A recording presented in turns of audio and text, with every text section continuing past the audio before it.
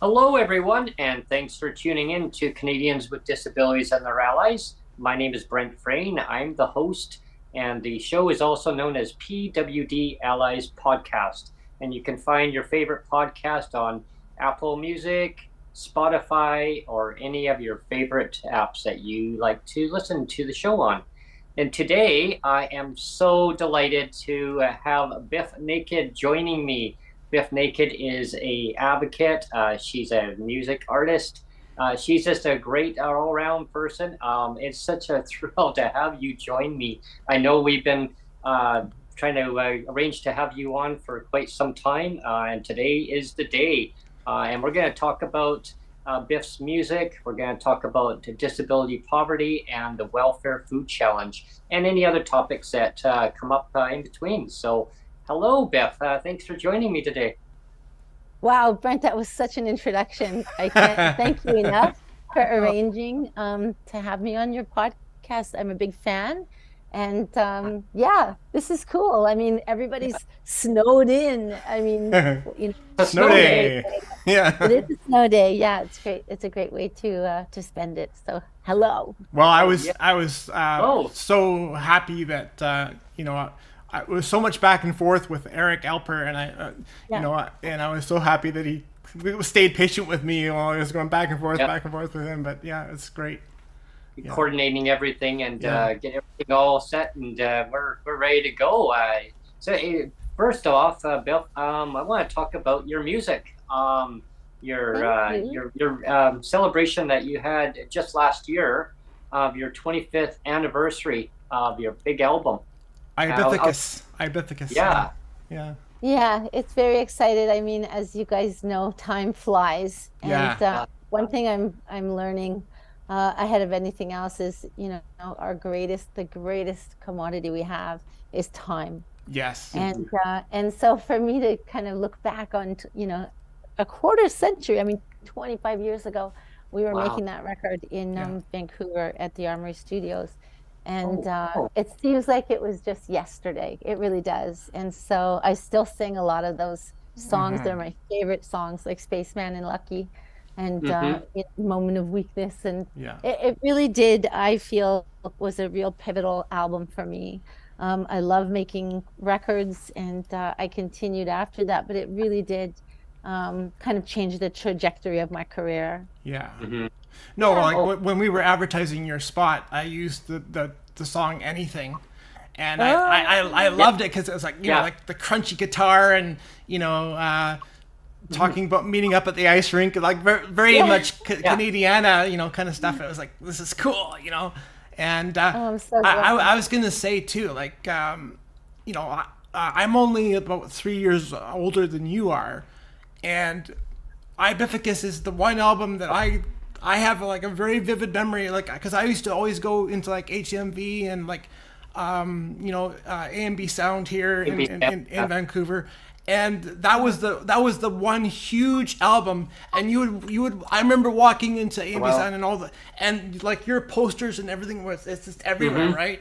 For that one album, because it was hitting so hard. Like you could just walk in and you could. I remember seeing it everywhere. Yeah, it was cool. Yeah, it was. Yeah, it's, you know, I've been really, really lucky. I always say that for me, and all the other, you know, all my other pals in Vancouver, you know, there were a lot of people way more talented than I was, but you know, just worked hard enough, I guess, got lucky, whatever the case, and we continue to work. I think we probably did 300 shows a year for that's amazing. about 18 years. So it's, you know, it's fun to look back at it all, and I still love it, and I still make records. So I feel very fortunate. Yeah. Yeah, I remember hearing on the different radio stations, you know, they would mention your name, you know, every so often, and your name would come up as in a reference of different discussions over time. And I was thinking, over time, before I even launched my my show, and I was thinking in the back of my head, you know, I'd like to eventually, you know, get on different artists, this and that. And then in the back of my mind, your name came to my mind. I thought, Bif Naked. I thought, who else would I like to get on? And over time, and I thought, yeah. And I approached Neil, and I'll tell you this a little background of the story very quickly on how the show got started. It was about I wanted to make change. I wanted to make change for people with disabilities in the country, and bring people together with lived experience and talk about their stories and what they go through on a day-to-day basis. You know, is it about, you know, food insecurity? Is it about homelessness? Is it about government-imposed legislative policies? Like, there, you name it, like whatever it may be. Is it health related? So I contacted Neil, and I said, you know, I've got this vision. I just don't know where to go with it. Like, this is what I want to do, but, you know, I go, can you work with me or help me with this? And I'd like to make you my editor producer. He goes, and of course, Neil would. And I didn't have a clue. I was like, honestly, I didn't have a clue. But I was like, sure, whatever. And so we've just winging it ever since, right? And I mean, as you do more and more, you get more better at, you know, you know, like if you keep doing stuff and you repeating stuff and you get better at it. But you know, we just kind of winged it from the beginning. Yeah. So, amazing. Well, what a gift! What a gift! The combination of your talents is. I mean, come on, this is fantastic. But I actually wanted to talk about. I know, and this is a bit different, maybe a little off book or whatever, but it's kind of a pun, you'll realize. But I just kind of wanted to know where you get like your songwriting process, because I don't know if you know this about me, but I've actually written a book, like a memoir. And like I started writing it when I was 22, and it was just as a kind of a lark, like, because I'll tell you why, is because you know, when I was about that age, like, I wouldn't see any, like, when you'd see books about disability, it was like, you know, oh, poor me, you know, pity me kind of stories, right?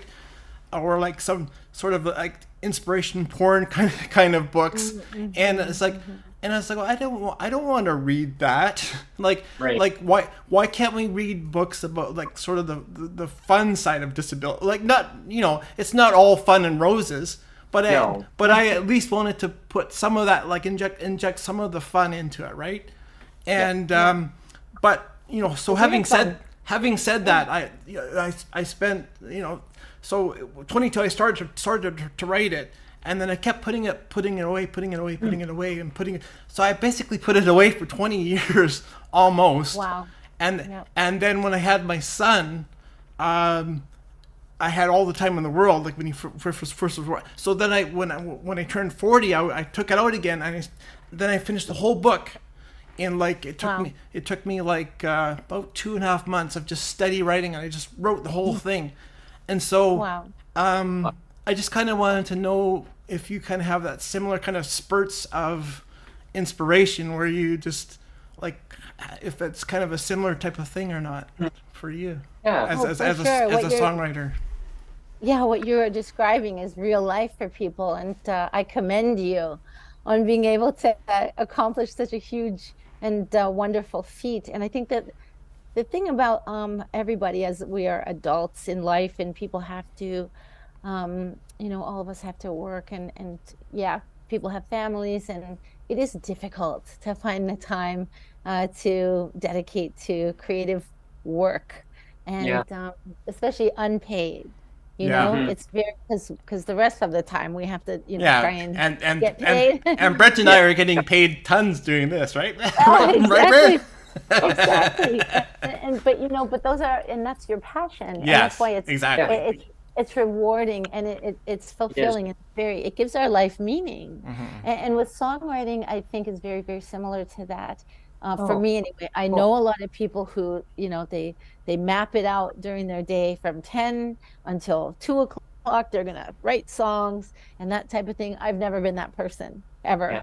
Yeah. I've just never been that person. I get spurts of inspiration. Obviously, if there's an event or something that has inspired me or something, of course, some tragedy has befallen me, because I love writing sad songs. Well, you're a survivor of cancer too. We should say. Well, I yeah. think that and I always say everyone's a survivor of something, really and truly, and that kind of that pendulum for all of us swings from year to year. We never know what's coming, and Right. The things that teach us to be flexible and teach us to be resilient are the things that help build our character and make us strong for the future. Yeah. And with songwriting, it has to be, for me, it has to be an inspirational spurt. I like to do that. Yeah, a that's lot. cool. I mean, I know for myself, I like to learn from other people too, and it really gives me a lot of inspiration to learn and see what the inequalities are, and also the qualities of people too. I look at and I don't I just take a stance and I listen to people very carefully of where they're at, but I learn, there's things that I don't know, and I'm like, wow, I didn't know that, or like, wow. And so listening to what you're going through, what you're going through during your songwriting, and what really brings certain momentums in your life. I find it very intriguing too, of different maybe life events that would change certain things, and maybe write a song based on what you're kind of going through. It's interesting too.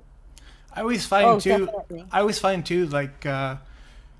when you write something, it's because I've written little things like poetry too, and I always find that it's always a bit of a time capsule, right? Like you talked about with your Bificus album, it's going back 25 years. It's like a time capsule, because you contain those songs were written at a time when you were younger, and so it's a time capsule for you, right?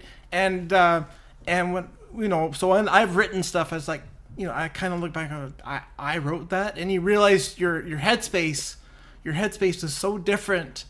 In that moment, and you're like, you look at it and you go, well, I don't know if I could actually write that same thing today, because I'm in a completely different headspace now. I don't know if I have that ability if I would have that same ability to say those same things. Absolutely. You know what I mean? Yeah. Oh, I can so relate to everything you're saying. Yeah. I can think about, for example, Spaceman. I mean, when I was 24, I really thought it would be, helpful if I was abducted by an alien instead of having to deal with my life or whatever, escapism I was fantasizing about. And even though I probably would have other escapism fantasies today than alien abduction, it is a time capsule. But even every time I sing the song for every concert, it still means just as much to me. And I get transported into that moment. And, like the songs like Lucky, I dedicate it every show to nurses, because they mean so much. They helped me so much in my life. If only I could keep all the nurses in Canada, that'd be great. Yeah. But, I like being transported back to those moments. Yeah. Well, it's that moment of time, and you enjoy and just treasure that moment of that time that you're in, and just really focus on just the momentum of what that meaning is, what you're going through. It's that strong sense of the song. Say you're singing a certain song, and you can really relate to what that really means. It's so cool. I don't know. You would know better than I do of what, maybe when you're singing a song, of what you're thinking at the time. Sometimes I betray myself as a performer, because I want to, do a fantastic job. Obviously, I'm thinking about not singing flat. I'm thinking about not falling down. But sometimes I really do forget myself. Do you still get nervous? Do you still get nervous? Every show. Every show. Oh, really? Every show. Oh, wow. Oh yeah, every show. And I get emotional when I'm singing some of these songs. You know, I totally lose myself in the song. And that's something that, it's a forever habit. Yeah. I think it's just natural, right? It's especially it's like if I'm doing a podcast and I get really in depth of listening to what the person's saying, I can actually relate to like some of the stuff that what the person's talking about too, and I can just get so just wrapped up, and I just tune out everything that's around me out. And is my roommate would say, yeah, and I'm just like yeah, it's like I'm just tuned right in here. And it's that moment of time, like that moment of the capsule time, right? It's it's so true. And what you're describing also is a human connection. Yeah. And that's something that's why we're talking today, for example. Regardless of whether someone is just new to your podcast or even new to advocacy work or new to the topic, or it's that human connection that helps us share our knowledge and hopefully inspire more understing. So that's a good segue because we can talk about your upbringing a little bit and because you're known on both coasts of Canada because you spent time in Vancouver and then now you're in Toronto, so you're on both. You're known on both coasts, and you're known as a singer, but you're equally known now as a anti-poverty advocate now, and so where did all that kind of start from? Like, was it early in your upbringing, or how did that come about? Well, I would say yes. I always blame my parents, for everything good and bad. Right. And they were, my dad was a public health dentist. He had his master's in public health, and before anything else, he was a socialist and a public health dentist. He liked fixing teeth for free. That was my dad. And my parents, they were American. They adopted my sister and I in India, but lived in the States and grew up in the States themselves. So, because of their generation and their age group, they were on the march for Washington. My dad marched with Dr. King in Selma. My parents were civil rights activists, and they kind of raised us to have that social justice lens. And so for me as a university student, kind of getting into punk rock bands, it really was a perfect fit. Because lyrically, it gave us an outlet to kind of, decry the things that we were, opposed to, and really get into activism in that way through music and through art. And that was something that came very naturally. But as far as, I always kind of say, I look to the organizations and the friends that I have who need an extra voice. Like, I can think of really big issues in this world. They don't need my voice. They don't need me. They have a lot of support. They have a lot of different advocacy. But the things that keep bothering me to this day, and which really bothered me in Vancouver, obviously, is poverty. And they had an organization called Raise the Rates. Right. So I loved being a part of the Welfare Food Challenge. It was a great idea to try and share with the public and get on the news and really prove the point that the rates aren't high enough. And again, like you said, this is in 2018. And we would estimate, okay, so, if you're living in an SRO and you have to have a bus pass and everybody has to have a cell phone, and, then you budget out whatever you budget out, you basically get about $7 a day left to eat. I think it was like $5 and like 75 cents or something like that. And now it's probably honestly less. It's negative now, I'm sure. And what people wind up doing is they wind up not getting their prescriptions filled, or they wind up not getting a bus pass or whatever the case, and to be able to have food. And it's not food like most Canadians think it's food. Everybody whines about their grocery bill, of course. It's outrageous. And the pandemic only served to exacerbate what is already happening. Right. Yeah. And so, you know, if anyone was impoverished prior to the pandemic, you know, the pandemic really drove it home for all families. And it was just, you know, now I think more than ever, it's just so necessary for us to keep talking about it. I don't really know how on earth we're going to be able to put enough pressure directed at the government to basically raise the rates, which we've been saying for 20 years. And prior to me, you know, activists were saying it for 20 years before me. Right. You know, it's very frustrating. Yeah. And we should say like we talked before the show, but you know, I had that title on the opening card, like have your name and picture, and the title on the opening card is Welfare Food Challenge 2018. And I wrote 2018 ironically, as I said, because we all know in 2018 they had to cancel. There was no food challenge in 2018, and you can tell the audience why, Biff. There was no food challenge, and why was that? Why was that? Because no one was going to do it. Like really, there was no one able to do it. No one was able to do it. And well, you make yourself sick. You'll make yourself sick and hospitalized. It was what it was. Absolutely. It was going to be too dangerous. It was going to be too dangerous now to do it. They realized, so in 2018 they were going to do it, and they pulled out. They pulled out because they realized this is far too dangerous now to do this. That's right. And so it's too dangerous for advocates, but it's real life for people who are living it. You know, it is real life. And I just think that most of Canadians would be, they don't understand, you know. But even if you hammer home the awareness and the statistics, you can prove it over and over again. Much of the apathy that really is the undercurrent of this society, it's very disheartening. And you know, we can't even get most of the population to vote.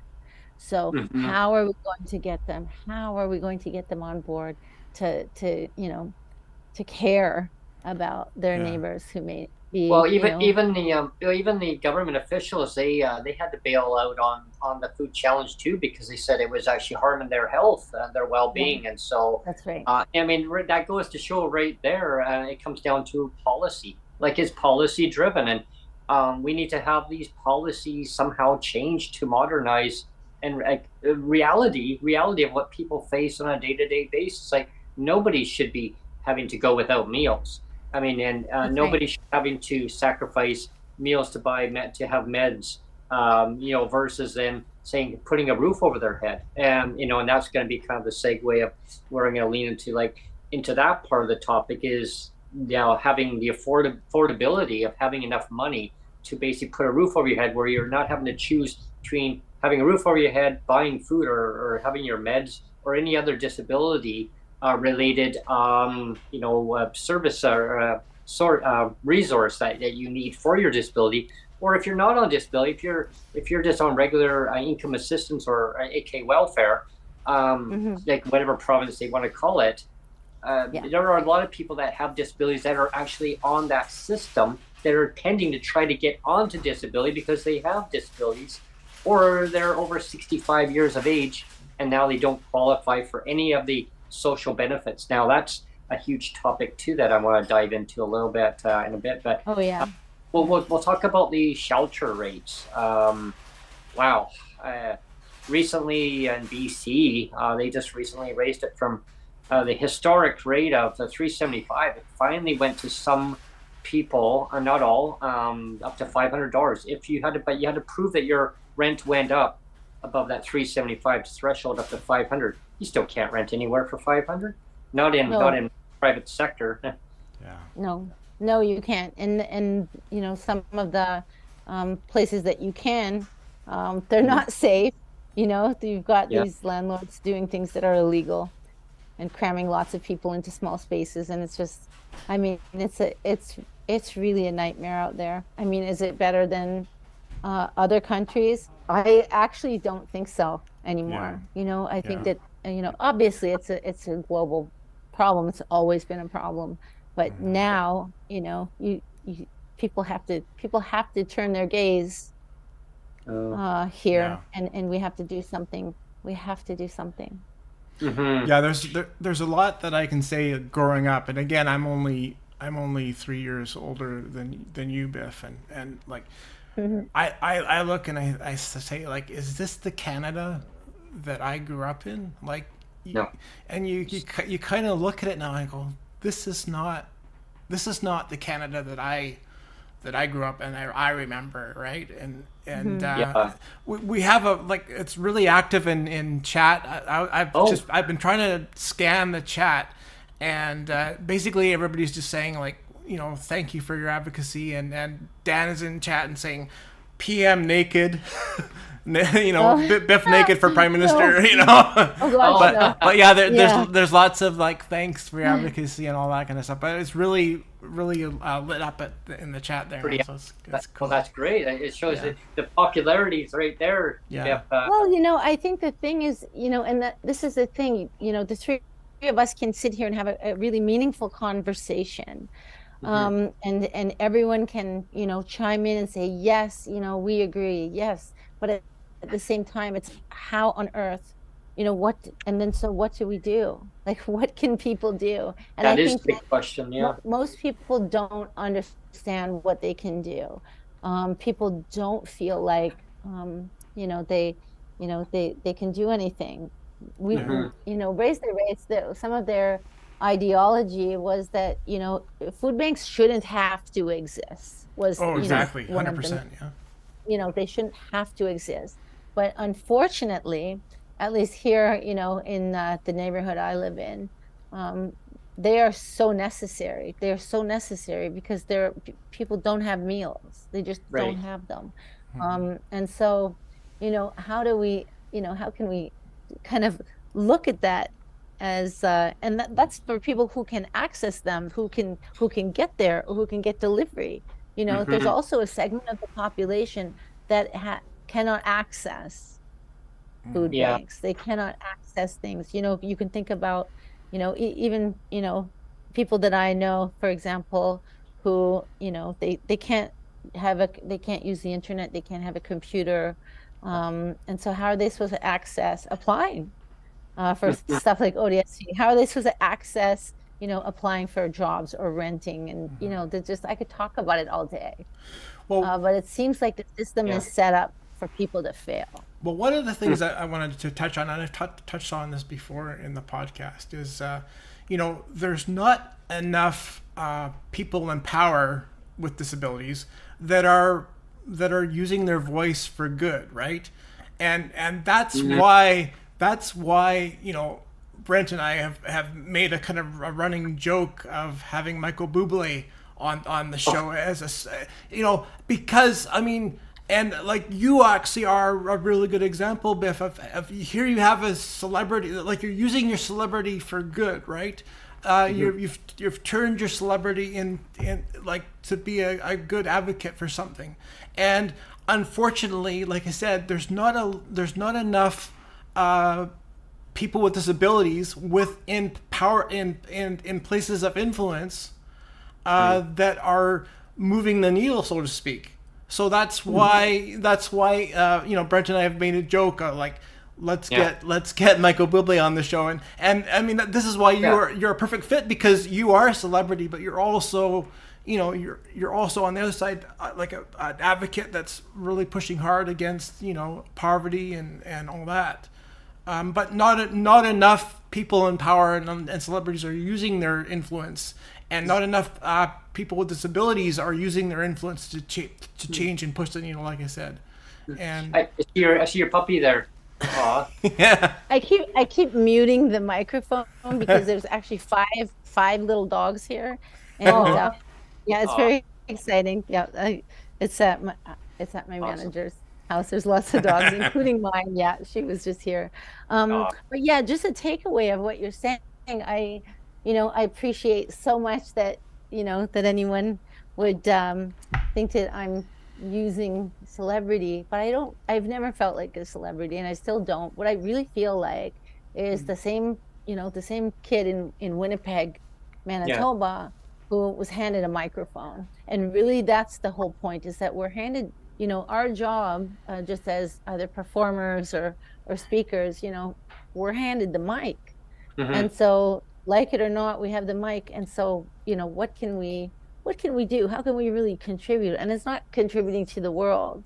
It's really, who can we kind of help out? Who needs to be uplifted? Who needs a hand up? And I think that, again, it just goes to, it goes to Canadians in general. Nobody, no Canadian likes to see their neighbors suffer in any way. People are basically really good people. Everyone considers themselves a good person, and people want to do good things for other people, but it has to start. It really has to start with wherever you are, whatever you can do where you are. And, it's the lens with which you see the world. You have to look at it with a different lens. A snow day is a perfect example. If you're only going to shovel your sidewalk, why wouldn't you shovel? If it's not shoveled to the end of the block and you can do it, do it. Because there's going to be somebody who maybe has a walker, they can't get through the snow. Maybe there's somebody, who's in a wheelchair. Like, please shovel the sidewalk. Like, just little simple things.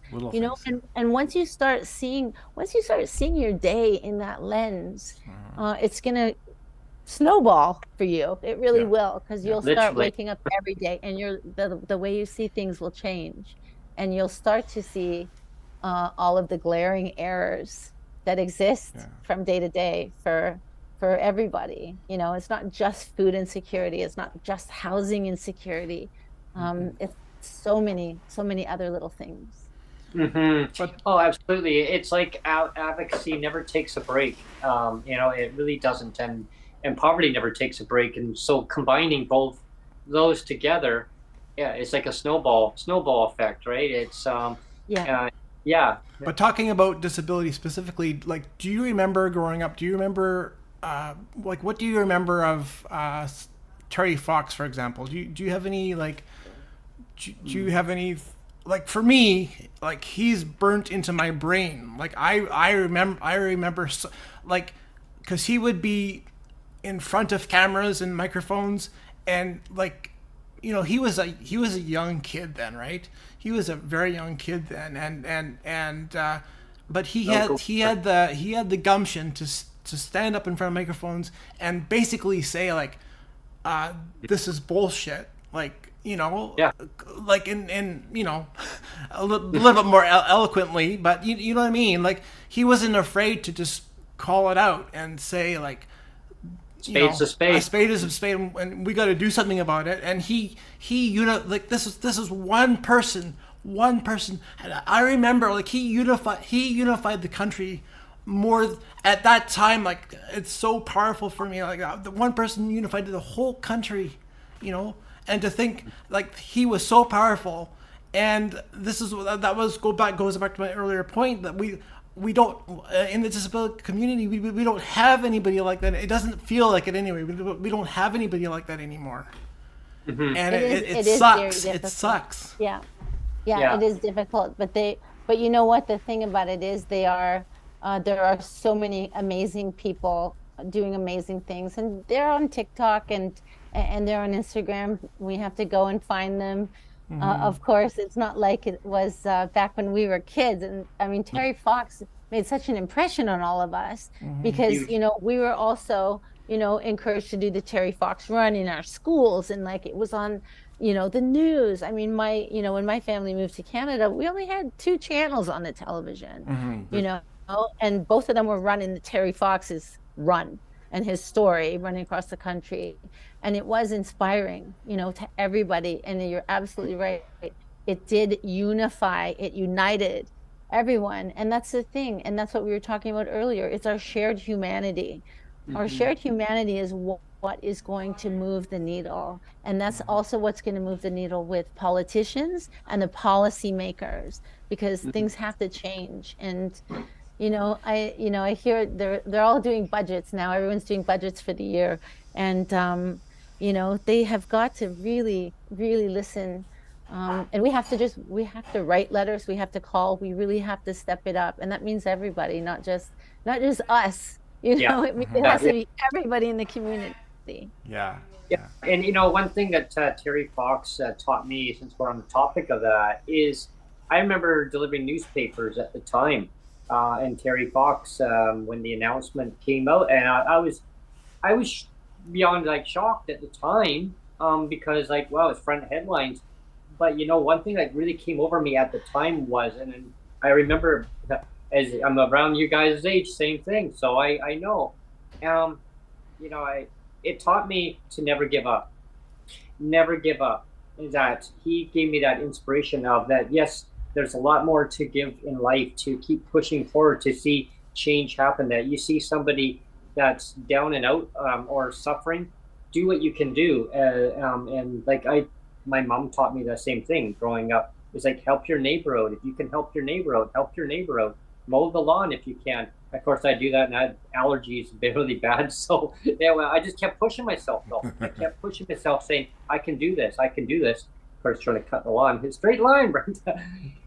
But, it's shoveling snow, like shoveling driveways, going, like you mentioned, Biff, like, and help the neighbor out. I do that around the neighborhood here, too. We have snowfall, and I just got the shovel out there, and I went out there and did a Breaking with Brent segment. And I've seen all your snowmen that you went out and built. That was cool. Yeah. I got a picture today, but I haven't posted out a bit. But it was one of my neighbors actually built a dinosaur snowman. Oh my gosh! Yeah, it was that's so amazing. Cool. Oh, yeah. That's very artistic. I know, and it was snowed. I'm thinking I got a picture of it this morning before we had major snow coming down. I was like, I got to get a picture of that. But today was the wet snow.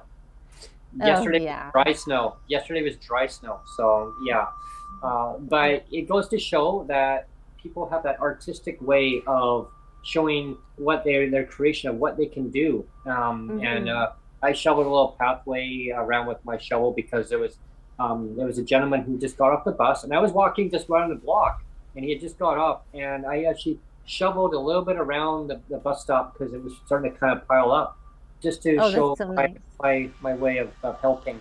One of my pet peeves of all time is when they have the snow clearing, right? And where did they put all of the snow? Where did they put all the snow, Brent? Is on the sidewalk? They pile all that stuff on the sidewalk, or they pile all the snow in a disabled parking stall. Yes. Right? Yeah. It's like, what? Huge unaccessibility for sure. Yeah. Yeah. And we're allowed to call and complain if we see that. Yeah. And we have to. Yeah, we're allowed to. I looked at ways of improving accessibility within the community. Like our walkway wasn't shoveled yesterday. We had all the snow came down. The sidewalk wasn't. I phoned up the city. The city and I said, like I don't know what the bylaws are here. What can be done? And they said, oh, it needs to be shoveled. Like that's not an option. Like it has to be done in front of wherever you live. I mean, is it a business? I go, no, it's residential. And I didn't want to say. I said, well, I'm not going to want to squeal on my landlord here, but I'm really concerned about accessibility. If somebody slips and falls, like I walked out, and yes, it wasn't really deep, and I was able to walk through it. It was powdered snow, and that's. I mean, I'm not saying the people listening or watching this today. I'm not saying it's fine. What I'm saying is that when that freezes, right, that becomes now a safety issue and also accessibility issue, and not just for me, but for people with disabilities, elderly people that are maybe not safe, good on their feet. Anyone can slip and fall. Hell, I've taken falls myself, and I remember, over time, and it was not good. I took a face plant the 1 year and scraped right on the snow and in some of the pavement, and it was. You got to be careful. Yeah. Well, I was doing papers. I was doing papers. But yeah, anyway, so I made a phone call, and the next thing I know it was all shoveled. It was all cleared out, and yeah, yeah. Fantastic. And Very good. that comes down to, I had to go in one year. I bought a shovel. I budgeted for it. I was able to buy that, but some people can't. Some people can't afford to buy the basic That's right. necessities in their life. I mean, some people take it for granted. Oh yeah, it's just a shovel, or it's just buying vitamins or minerals. Oh, they could just go and buy these things to try That's to right. better your health. You can't get them all at the food bank. You can't get Yeah. all those things that you need, and That's that's right. why raising rates is so important. And Biff, I was involved with the $300 campaign, actually during COVID, and Oh, in BC, yeah, and we had a COVID supplement in BC that was given to PWD, mhm. and we thought, well, this is good. Like, it's going to improve the person's well-being. You can go and buy the COVID supplies that you needed, the masks, the sanitizer. Oh yeah, lots of that. Dried out the hands pretty good. Oh Uh, yeah. Most definitely. But I was able to buy these things I needed. I was able to go to the store and buy more nutritional food that I needed for myself, and just stock up on basic necessities. And also, I was also able, Biff, at the time, was able to rent a more expensive place that I could call home. Unfortunately, when the COVID supplement, they said they were rolling it out for a period of time in increments, and they said they saw that it was changing the person's well-being in a good way. This is great. We'll keep it going. And so I had media contact me and my roommate at the time and said, well, how would this change if the government took it away? Like, what would happen if they took this away right now, or they made an announcement saying we're taking it away in such and such a month? What would happen? I said, I would have to move. And so they asked my roommate, well, like, what would happen? She goes, well, we would have to move. We would lose our place. And so, unfortunately, we actually had to make a decision, and because like our rent was high, and it was a situation where if we wanted to continue on, our rent would actually be more money. Like, it was, the rent was our rent, but we'd actually be having to pay more if we wanted to stay after, like, for the following year. And I thought, okay, there was something going on here with that. I didn't like that situation. So Sonia got it right away. Had she got it and looked on the Craigslist, and she was looking through all these other rental ads sites, and came across a place in Victoria. And so we came out here and we saw it. We got it within 15 minutes. We had the place. Wasn't ideally the place that we wanted to, because I call the Fraser Valley home. Like, that's where I grew up. That's where I grew up since I was a little baby. And so that's all Mhm. I knew. I moved to Surrey for a while. I moved out there for a while. I moved up to Kamloops. I was actually living there as a career move, which was nice, a different kind of climate. But so I was kind of here and there, but still, home was still home, and we had to move away from home. That we knew everything was in accessibility wise, everything was in walking distance, transit. We were Right. able to take Yeah. transit if we needed to, but yeah, so we had to make a big decision. And so when that money was taken away, it made a huge difference in our lives. So I've been really advocating, pushing forward to saying, well, just reinstate the money. It's the rates were already well below the poverty level of BC, Yeah. or Yeah. and I mean, all the rates in Canada are well below the poverty level. I mean, my gosh, like, Yeah, they are. even in Ontario, And this is ODSP. where you said, Biff, earlier that the pandemic really shone a light on inequalities, right? Because we all remember, we all know when Trudeau said everybody needs $2,000 to live, right? With the CERB, like the Right. $2,000, that was the that was the high watermark of $2,000 to live, and everybody with disabilities knows that we get about half of that, right? And Yeah. so everybody in the disabled community was like, wait, what? Like, what's Yeah. going on here, right? And so That's so right. it's like $2,000 versus like it's $1,300 here now, but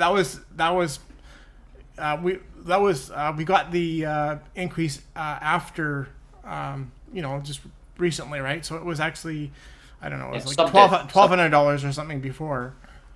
Yeah, I mean, and you look at ODSP though, for instance. I mean, their rates are just below poverty because the buying power it just erodes. Like with inflation going up, their rates. I mean, you can't even rent a one-bedroom unit in anywhere in Ontario or anywhere in Canada for what the shelter rate is for what the governments give anywhere in Canada. I mean, can't even rent not even a washroom, I wouldn't think, or a storage closet for that rate. I mean, wow. Yeah, I, it's very frustrating, and it's precarious, you know.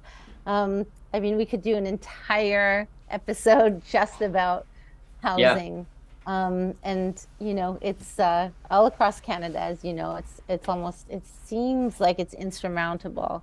And there are Hmm. great organizations that are really specifically housing advocacy Hmm. organizations across Canada. But again, you know, they're trying to lobby the government all the Right. time. It's Right. exhausting, thankless work. And sometimes I'm sure it has to feel futile because nothing seems to ever get accomplished. Yeah. So in the meantime, what can we do? You know, all we Hmm. can really do is try and support one another. Well, And we always talk about pink unicorns here on this, and you got a pink unicorn I behind your got head one here. behind me here. I got one right Yeah. behind me here, Beth. Yeah. Yeah, It, it's pink unicorn. wonderful. And I love that. you know, addressing stigma and things like that. You know, Yeah, because we have lots of rules on disability assistance where you're not allowed to leave the province for 30 days, yeah, Yeah, or that's permission. you're not allowed to be married without penalty. You know, and now now the country's going to be opening up MAiD now, so that, you know, if you're living in poverty, now that will be an excuse now to get MAiD, like, you know. And I mean, yeah. that's, to me, Next that's just March, not March, right. That's yeah, just not March is Yeah, right. just around the corner. Yeah. Yeah, yeah, there's a lot we could say about. Yeah. Mm-hmm. yeah, definitely. You know, there's so many changes that need to be made, but obviously, you know, people just have to stand up for what you believe in. Talk to your MLAs, talk to your MPs, your MPPs, any member of government, and let them know that it's not okay. Like, it's not okay the way that the policies are written. I mean, they're so archaic, I call it. You know, it doesn't have to be that way. Like, we can make Canada a better place for everybody. And I know it's like music. It's like the music of the soul. Like, it's like soup. It's like a soup. It feels good, right? That's how advocacy works. It makes you feel good Yes, because you're trying to make the change happen. that's right. And that's what I keep striving for every day. Some people say, "Well, Brent, take a break." Well, I do. I take a mental break. I take Right. a break where I put music on and I just listen to music and I just tune things out and Yeah.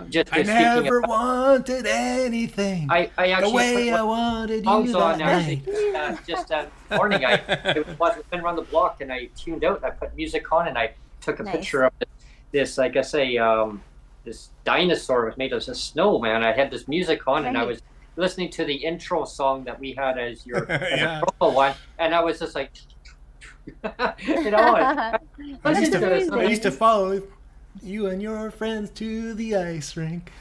Oh, I like that I song like a that. lot.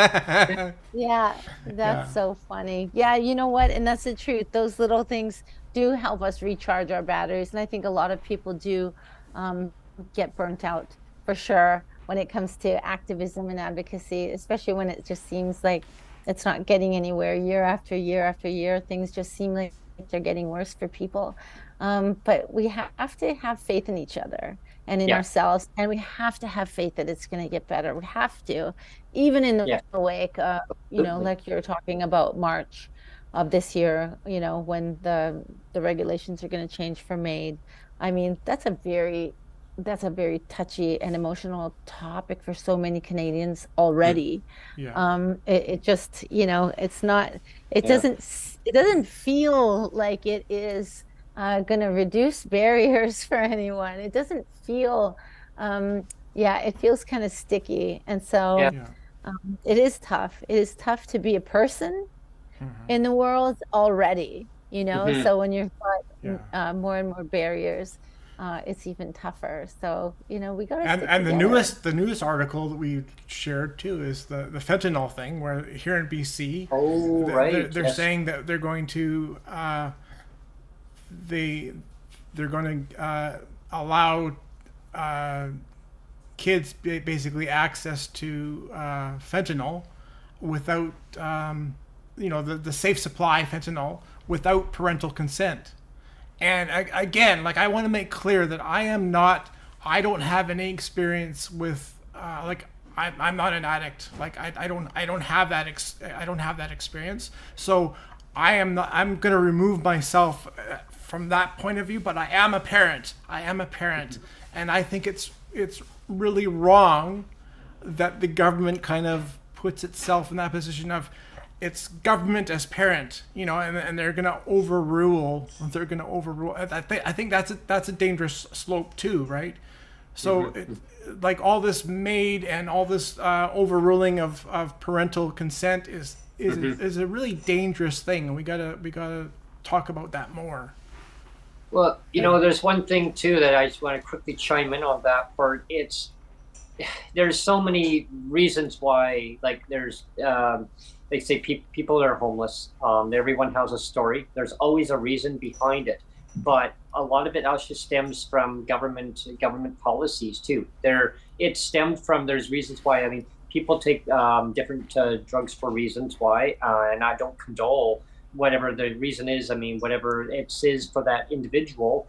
Maybe they become addicted to the certain drugs for medication wise, for pain, like for pain relief, and then they overdose. Well, you always hear it's because of, like, a lot of the cases, it's because somebody's gotten in a car wreck or something, Right. in a Yeah. car accident, so that they get prescribed some medication for Yeah. recovering from the car wreck, and then one thing leads to another, and they get higher and higher tolerances for medication, so they have to keep upping their medications, right? Yeah, and that's part of it too. And the other part too is people lose hope too. There's all the people that are seniors, over 65, like, or anyone that doesn't qualify. And for, apparently your disability just disappears when you're well, 65 that's too. well, that's what I mean. They lose their provincial disability, and now they may not have a family doctor, so now they can't get onto the federal disability benefits. So now what do they got? They got their old age security, and maybe if they paid enough into CPP, if they're lucky, or they got the GIS. Well, as we all know, that's $1,800 a month. Why I know, because I used to do my mom's income taxes. That's why I knew how all that worked. Did she And I'm pay you like, for oh, doing her income taxes? no, she But also. as you're talking, Brent, you're actually raising a really good point, because, and this is a perfect example. Your mom is a perfect example. She had you to be able to do that advocacy for her and to Right. fill out her forms and all of this stuff. I mean, if you have a senior who is isolated and, living alone, who is going to advocate for them? Exactly. Even out here, I think that there was a couple times, in the family here, we were trying to get, CT scans and whatnot, and it was impossible. You had to go through an app. There was always these apps you had to go through with your imaging and all this stuff, and it's insurmountable for someone who has barriers or multiple barriers. And so again, this is a systemic failure, and this is all, there has to be policy changes, Well, but it has to we're be huge. yeah, we're getting almost to. We got 10 minutes left or so, but you touched on, like, it's got my wheel spinning a little bit, because I'll go on record and say that we had Horgan, John Horgan. He was one of the better premiers that BC has ever had. Like, I'll go on record and say that. But having said that, I mean, and I don't want to throw him under the bus, but and whether he was having a bad day or not, I don't know. But do you remember when we had that heat dome? And there was that SRO, where all those people with disabilities, there was so many that passed away, died, there was elderly and disabilities. They died because there was no air conditioning, and John Horgan was up in front of cameras and said, well, his response, and again, I guess he was having a bad day, but his response was, well, that's what happens when you get old. And I was like, wow. Like my mouth dropped because, and I mean, I was really tone deaf, and like I said, I'm giving the benefit of the doubt, like maybe he was having a bad day. But I mean, you don't say stuff like that. You don't say no, like, and it's the language too. It's like, and it is true. And when you're talking about persons with disabilities, and when we talk about senior citizens, that it's a bigger problem than we can even comprehend in this country. It really is. And they're forgotten. A lot of it was a lot of deaths. It was a lot of deaths, and I've said as well too. The thing that really pissed me off about the pandemic is when you had the health minister and our Bonnie Henry up in front of the cameras again, giving all these things and saying, well, isn't it sad that we lost maybe 10 people today to COVID? And yet, and yes, it is sad. I'm not discounting that, but when you can say these 10 over here matter because they died because of COVID, and yet you had like literally hundreds die of a heat dome, and you're not even going to acknowledge them and say, well, that's what happens when you get old. You die in a hot box. Excuse me. People with disabilities living in poverty because the government, their policies, they're not giving them enough money to actually survive in our inflation world that doesn't need to be inflated as much as it is, and having to choose between like food or like a bus pass. Like, how do you go to the grocery store if you now need to give up a bus pass that once upon a time it used to be a $45 a year bus pass? And now the government says you have to make a choice. Do you want food or do you want a bus pass? That's right. But seniors still get that same bus pass though. That's the ironic part. And I'll sit on a bus and it'll say BC Bus Pass Program, and it says seniors right there, and then they can qualify for that. But it's like it's crazy. I've talked to bus drivers too, and they said it makes no sense. They said, why? I don't understand. And I said, why? And they're like, it is a policy decision to change it. And they said keep advocating to change it back. Don't give up. They said don't give up on what you believe in. Keep pushing forward, and that's what I said earlier, is that I'll stand behind what I believe in. I'll keep pushing forward. I remember one thing the former premier said: just give them back their bus pass. Remember that? And now I only have to wait another 10 years or so, and then I'll qualify for the bus pass because I'll be 65. That's right. But that what you were saying about don't give up. I mean, that goes back to what you were saying earlier, and to even weave it in again with Terry Fox, and he was such a big symbol of hope for everybody, for everyone, not just able-bodied Canadians, but for everyone.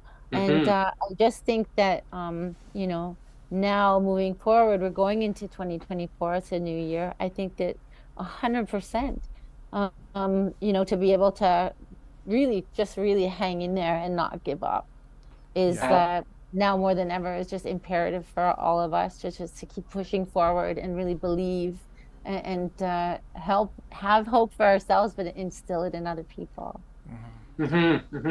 Oh, totally. I totally echo that. And there's the inspiration of just keep going, pushing forward and making change and standing up for what you believe in, and making sure that your fellow neighbors, your fellow allies, everyone around in your communities, it doesn't matter where you are in Canada, you can make change happen, and just keep plugging forward, and hold the politicians accountable, and we can make change happen. I mean, nobody should have to pick and choose things in their life and living in a degraded like a hostel or like a SRO. I mean, just deplorable. I mean, those things should be just torn down. Those SROs. Yeah, I mean, people wouldn't want to have their pets in there, let alone humans. Well, that's the thing. There's one of our former mayors who went in and checked them out, and he didn't even want to go in there. He says, I don't understand how people can even live in here, and a lot of them aren't. they're choosing not to live in there. That's why they're living on the street, Right. because it's the deplorable conditions. So, like, when we can just keep on talking on, and I'd love to have you. We wanna have you play us out, or sing us out, we should say, if you want to sing a few bars. Aw, that would be. I used to follow you and your friends to the ice rink. Yeah, I'd love to have you. Love to have you back on again. Oh, your sound quit out there, Biff. Sorry, I keep having to mute it because the dogs. Oh, because of the dogs. Okay. Yeah. So no, I was gonna say I like that you love that song, because it's a song about just nostalgia and thinking of the past. But I always say, there's a song I have called "Hold On," where it goes, "Hold on to me, right? Say you'll never leave me. Tell me anything you want." And I just think that is the mood for the new year. We just gotta hold on to each other and really believe that we're gonna make it through. Great. Awesome. Yeah. Well, that's a wrap. Yeah. We made it through the hour, Brent. Awesome. Well, thank you for having me on your show. I'm such a huge fan, you guys, and yeah, please, I would love to come on again sometime. Yeah, it was great. Yeah, it was really great. Sure. Yeah. It's great. That's awesome having you join us today, Beth. And I look forward to having you on again when we can get you on, and we'll continue on where we left off. And like I say, people that are watching or listening to to our show today, I guess the theme of the theme of the topic is never give up. Never give up. That's right. Keep pushing forward. Never. Yeah, we can never give up. Yeah. And we won't. Yeah. No, absolutely. Thank you so much, Beth. Yeah, thanks a lot. Yeah. Great show. Thank you guys. Thank you guys, and stay warm. Yeah. And stay cozy and stay safe. And hopefully we'll see you in the spring. Yeah. Yeah, and then all the snow that's falling right now, it'll be gone. It'll be a memory. That's great. Yeah. Do you want to build a snowman? Of the dinosaur. Of the dinosaur. Do you want to build a dinosaur?